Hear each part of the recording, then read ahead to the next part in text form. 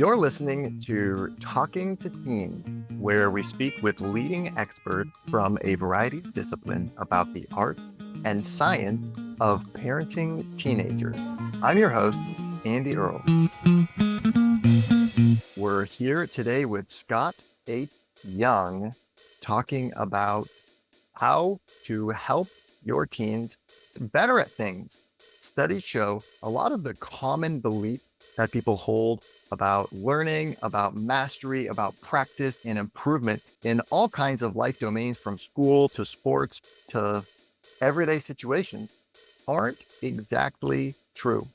There are some things we can do as parents to make sure to help our teenagers be better learners, better practicers, and to become masters of whatever they're working on in their lives. Scott has made himself a student of this research, and he has packed a ton into his new book, Get Better at Anything. Scott, thank you so much for coming on the show today. I'm excited to talk to you. You've got a couple books here. You have this Ultra Learning. Now you've got this one, Mhm. Get Better at Anything. Really Mhm. seems to be a fascination for you. How people learn things, how people improve at things. So talk to me a little about that. Where did that come from? How do you think that kind Yeah. of fascination evolved? I mean, it depends on how much time you want to talk about it. My parents were both elementary school teachers. So I think when you grow up in a family where your parents are teachers, learning and education are impressed upon you from a young age. But beyond that, I've always really been interested in learning things. So I don't know whether that's just my upbringing or hardwiring, but I've always been interested in learning skills, subjects, reading books about things. And then that passion grew into my career over the evolution of lots of things. I started when I was in college. I had like a study skills program. So I was writing about how to study more effectively. And I did a number of big public projects, learning MIT's computer science curriculum and learning multiple languages that sort of got me some attention. That was what established me as a writer and my writing career forward. And that culminated in the 2019 book, Ultra Learning. More recently, I've spent a lot of time reading a lot of the scientific research and trying to get a deep understanding mental model of how learning works. And so I've tried to put that together in this newest book, Get Better at Anything. So yeah, it's been a love affair that's lasted a long time, my interest in learning and education. And you like reframe a lot of things or break down a lot of maybe things that I assumed about learning or believed Yeah. about how learning works. And you show that maybe it's a little more complicated than we believe, or it doesn't necessarily work in the way that we always think it does. And one thing that I find really interesting is I had always felt like that you learn something better when you figure it out for yourself. When it's not Yeah. spoon fed to you, you're really forced to just get in there. It might take you longer to get to the Yeah. solution or to figure it out, but now it's cemented in there and you're going to remember it better. You're going to understand it more deeply. But you break this down a little bit in the book that it's not necessarily how it works. It's not necessarily how it works. So I think there is probably some ideas behind this intuition. So I talk about in the book, there's this idea of retrieval practice. This is a well-studied phenomenon that when you test someone on something, you actually improve their memory more than if you just show it to them again. However, and like all things, it gets more complicated than this. It's also the case that if you give people problems to solve and you just give them problems and you get them to solve it, they tend to learn better. And in some cases, generalize better when you show them how to solve the problem. But I think suffice to say, I think a fairly general point that most people who are in this space could agree on is that we learn when we have lots of examples we can see and we get lots of practice. So you do need to have both. But you can see how if you're in a situation where you don't have a lot of examples to learn from, then you're going to have this deficiency in learning. And also, if you're just like, here, just look at this, or you're just watching some YouTube video very passively, you're not going to learn as well. So in the book, I talk about see, do feedback. You really want to have all three to learn effectively. There's lots of interesting research showing some of the little edge cases of this thing that, like, you can get scenarios, for instance, where showing people how to solve a problem, they'll learn it better and generalize it better than if they actually solve the problems themselves, even if they solve the same amount of problems, which I thought was really wild when I first heard that experiment.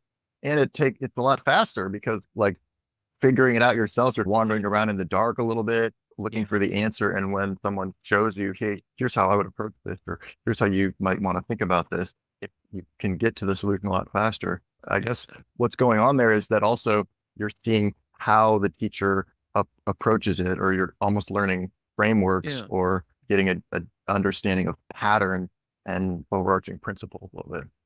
Yeah, like one of the theories that I discussed in the book is developed by the Australian psychologist John Sweller, and then more recently, some of his colleagues in the Netherlands. This cognitive load theory argues that one of the major bottlenecks in learning is working memory. We have this limited amount of information we can hold simultaneously in our mind at the same time. And this forms a bottleneck for learning new information, but it's less of a bottleneck for old information. So if you already have learned some of the stuff, then it doesn't occupy the same space in the bottleneck. And so this kind of creates this asymmetry. When you're learning something for the first time, you don't have very much capacity. It's confusing, it's difficult to understand. And problem solving, this activity that we do where we try to, okay, I don't know how to solve this problem. How do I do it? How do I figure it out? One of the things you do when you're solving problems is you break it down. I'm trying to solve for X. Okay, so I have to get X by itself. So I got to move the variables over here and I got to do this. And you're doing these sort of like sub goals and setting up little things in your head to try to break the problem down until some action you can take right now. And the thing is that all this extra work that's used to solve the problem takes up space in your working memory, but is not actually part of the pattern you need to learn at the end. So if you're trying to learn, okay, you've got 3x equals 15, just divide both by 3, and that's the pattern you have to learn. You actually learn that better if I show you that pattern than if I expect you to, like, just through trial and error, you just happen to do it. This shows that learning from examples, learning from observation can in some cases be better than learning just only through trial and error, only through problem solving. But it also shows that it's a different way of learning and we need to do both. So I think no one learns algebra just by watching examples, but if you don't have the examples, it's also very hard to really get that procedural fluency and see what the patterns are. Yeah, it makes me think also what we're doing here is so cool. Having parents get exposed to different ideas or hear people break down situations you might come across in your family, or how might you approach different things, and then you can start to see those patterns with your own teenager or in your own life. And Definitely. it also makes me think, I feel like I would have a tendency more to not want to give my kids the answer, or feel like, okay, we got to figure that out for yourself. But after reading your book, now I'm thinking a lot more. There is value sometimes in showing them how you would arrive at a solution. Yeah. How would you figure Well, I out think maybe when? one of the major takeaways that I took from reading a lot of this research is that while we definitely need to get practice on particular problems in order to learn how to solve them, there is sometimes a kind of almost dismissive tone that, like, if you never learn to figure things out, if you never learn to do things on your own, then you're going to be independent. If you brush your kids' teeth until they're 16 and they never do it, then you might be surprised they don't just spontaneously start doing it. So you can be this kind of, I'm going to do everything for my kids. I'm going to fold their laundry, do everything, and they're not going to do it. And yes, if you do that, they're not going to learn it, because why would they? You're doing it for them. But on the other hand, if you take the opposite tack and you just sort of say, I'm going to just let them figure it out. If it's a fairly simple problem and they're smart enough, they can figure it out. But if it's complicated, or if you're likely to make mistakes, they'll do much better if you show them how to do it first. So I think that's one of the things that we often underrate when we're trying to teach people, is how much knowledge we take for granted, how much things that we just do that are just, this is obvious, and they don't know how to do that. And they do need to actually have this kind of, okay, break it down, explain it, show how it works. And so I think definitely when you're dealing with your kids, it's important to reflect on that. Not only that, yes, they can not always be the most motivated learners. They're not always going to be wanting, like, eagerly to soak up the wisdom you've acquired throughout your lifetime. But at the same time, we want to try to communicate those things. So if there's something that you know how to do and they don't know how to do it, yeah, you do need to actually show them. Yeah, I love that. I found that really interesting. And just what you're talking about in terms of, you write in the book about experts explaining their thought process as they're going through things, and how someone has a lot of experience solving a problem. Then when they're explaining their thought process to somebody who's more junior at it, they tend to skip steps, or just Yeah. assume that you understand things. It's almost like you didn't even realize that you did that step because it's so on autopilot at this point. You might have even had this experience yourself, or someone who listening to this has had this experience. Take a skill that you practiced very well. Like, it could be learning to drive. Another one is like learning to read is a good example. When you learn to read, the actual stuff that has to go on in your brain to make sense of those little black squiggles on the page and hear words out of it, you need to recognize the letters, what sounds the letters make. Except in English, sometimes they don't make the sounds you think they should. So you need to, like, learn these kind of fragments of words and know that GH can sometimes be a sound and sometimes it's a G sound, whether it's ghost or enough. And so these are all little pieces of knowledge that get practiced and they get automated so that they're not something you're consciously thinking about when you're reading. You just see the whole sentence. It's like a stream of consciousness is coming into your brain. You're not trying to deduce, okay, it's when you're trying to spell enough in your head, you're not doing that anymore. And so I think it's this familiarity with things, this feeling of this is obvious, this is common sense. It's because the knowledge is receded from our awareness that it actually takes some skill to bring it back to the level of someone who is still trying to understand it, who is still trying to learn it. And that's true for something like learning to read. It's true for learning to tie your shoes. It's true for any skill that you have done to the point where you don't even think about it. And sometimes the way you do it is also not the most appropriate for someone who is just starting off. You maybe have to find a different way that can break down some of the difficulty. And so I think these are some of the things that are very important in becoming a good teacher. But certainly in our role as parents, we are always teaching a little bit. And so even if we're not going to be a professional educator, we have to have that mindset of what are the things that this person doesn't actually understand that is important in order to have this thing that I think to be common sense.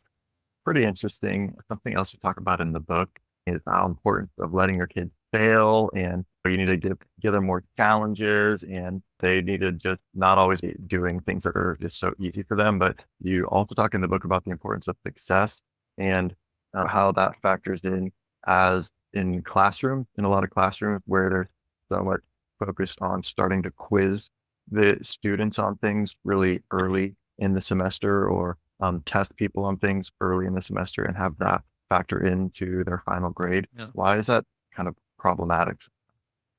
Yeah. So let's talk about the second thing first. So this idea that I talk about in the book is an idea called mastery learning. And so the idea of mastery learning is that you want to have these frequent cycles of I'm going to teach a concept, I'm going to do a little like quiz or exercise or homework, and we're going to get feedback on what did you learn, what did you not learn? And then we're going to use that to tailor the instructions. If you did not understand something, we'll give another explanation. If you're not performing something adequately yet, we'll give you more practice, this kind of thing. And the thing is that in a typical classroom, one of the approaches that we use, the sort of carrots and sticks to motivate students, is that we have all these like interim assignments for grades. And I understand why teachers do this. It's a kind of almost a truism. If the homework is optional, the kids don't do it, right? They only do it when it's for grades. But the problem is that this can also create this situation. Whereas if you're struggling early on in the class and you're failing the quizzes, you're failing the midterm exams. If you got 70% on the final, then you know 70%. If you needed to have 50% to pass, then that should be enough. Whereas if you need to get this sort of really high score in order to make up for your past errors, then really what we're saying is that we don't care that you're learning. We don't care that you've learned from your failures in unit one until now you understand the concept. We're going to still punish you because you didn't understand it right off the bat. And how you implement this in the classroom, I think, depends on exactly where you're teaching or where you're doing things. I know a lot of mastery times you're doing these quizzes in the class. So it's not like the student is taking it home and then having to do it. And they have to, like, you can see classes will do these like little short quizzes or something like this. Or maybe you give credit in such a way that, like, if you completed the assignment, you get credit, which is different from scoring you on whether you got it right. But the idea is that these frequent assessments not only help the students know whether they're learning or not, and that helps them pay attention, but it also really helps the teacher understand, like, oh, wow, nobody got this concept that I tried to teach. And so that's very important for teaching. So that's the rationale behind that approach to teaching, is to be quite specific about what you want kids to learn and set up conditions so that everyone can learn it. I think we have this sort of inherited attitude about like grading on a curve and treating classes as a sort of like an intelligence or aptitude test, that like what we're trying to do is filter out the best students. And you know what? If that's your goal, I think that's okay. It's probably the case that, okay, you can only let a certain number of people get a particular kind of training. Maybe we do need to filter it. But for most of the school classes, certainly all of public education, we are trying to just raise the boats. We're trying to raise the water level of people's understanding. And so I think this kind of attitude can be pernicious. The other thing you were talking about, the first point, was about the importance of success. And I think here it's very important to have the right mental model of how people's motivation works. Because it's certainly the case that if you just have everything easy for you in life and you never get a challenge, and then you face a challenge, it's very often the case that you just give up because everything has been too easy. So people who argue that we need to challenge ourselves and do these things, they're not wrong. But that can sometimes go into a sort of a reversal of this attitude that like we need to make things maximally difficult from the beginning. And then if you don't stick through it, that's because you don't have like mental toughness or grit or this kind of thing. But the way our motivation works is that we very often, when we experience a lot of early failures in a domain, it's just rational for us not to spend a lot of time doing it. So if you keep trying to do something and you keep failing over and over again, it's, I'm just not good at this. I should go do something else. And that is a very rational response to that situation. So if you don't want people to do this situation, you need to build from success. You need to start off so that you're able to get some small wins. Are able to start building successes. And once you're doing well, once you have this confidence, then it's time to introduce the challenges so that you have this period where you struggled and then you succeeded. And then that's maybe a better experience to learn from than when you only succeed when it's easy. But I think if you are at the phase of learning or the phase of a new skill where it's very difficult and it's frustrating, it seems to me clearly the case that a lot of situations we don't learn skills, we don't learn subjects because there was this sort of demotivating failure experience early on and we just got turned off from it. A lot more people would be better off, not if things were harder, but if there were more encouragement, there were more smooth ramps up to skills rather than these sort of like jarring barriers where you have to hurdle over them. I love that. Yeah, because it strikes me that some of the biggest learning moments or learning experiences happen when, yeah, you've been getting it right, and then all of a sudden you don't. It's something so all of a sudden not working, and then you have to figure it out or adjust your approach or question, okay, actually, maybe it's a little more complicated than I thought, and then figure it out and then get it right. And then also having to figure it out or figure out what went wrong or adjust your approach and then get it Yeah. right.